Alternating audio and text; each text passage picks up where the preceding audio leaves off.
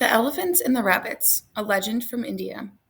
Once, a long time ago, the elephants of India lived together in a dense green forest.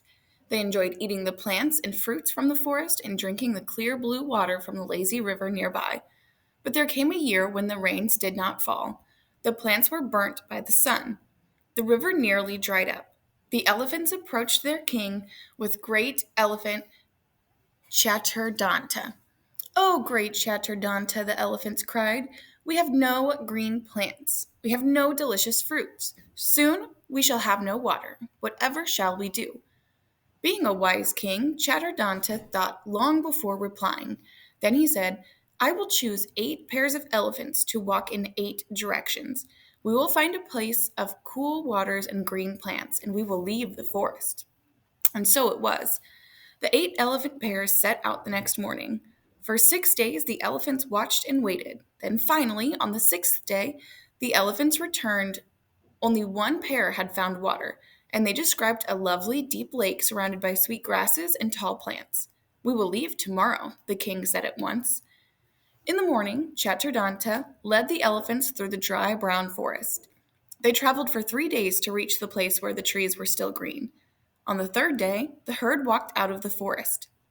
Before them was a beautiful meadow on the edge of a sparkling lake.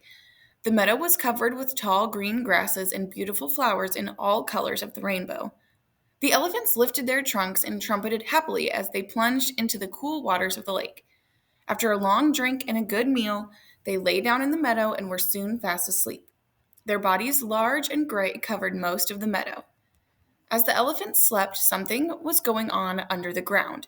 The rabbits who lived in the burrows under the meadow were waking up, getting ready to spend the night eating the sweet meadow grasses, as they usually did. When they ran up their tunnels, they found they could not get out, and the rabbits grew afraid. Early the next morning, the elephants rose. Below ground, traces of sunlight began to dance happily into the rabbit tunnels. The rabbits ran up to the meadow to see what they would see. Popping their heads from the holes, they saw the elephant herd walking toward the lake. The leader of the rabbits, Indra, realized what happened. He called a meeting of the rabbits. "How shall we drive away these huge beasts?" he asked them. The rabbits put their heads together and came up with a clever plan. Then Indra picked the littlest rabbit to take a message to the Elephant King that evening. As the sun went down, the littlest rabbit popped out of a tunnel. Knowing that the elephants could not see him, he hopped onto a large rock and called to King Chatterdanta. "Your Majesty," he cried, "I am a messenger from the moon goddess, and I must give you her warning." The king stopped in his tracks and turned his royal head to look at the tiny creature. "Who speaks so to me?" boomed Chatterdanta in response. "Show yourself." The rabbit hopped twice to make himself more visible. "I am here," he called to the giant king in a strong voice. "The moon goddess sent me. She protects the rabbits of this meadow, and she is unhappy that you have trespassed on our home." "How do I know this to be true?" rumbled Chatterdanta, a hint of doubt creeping into his voice. "Come," said the little rabbit, "and I will show you." He led the Elephant King to the edge of the lake, where they saw the moon's reflection in the water.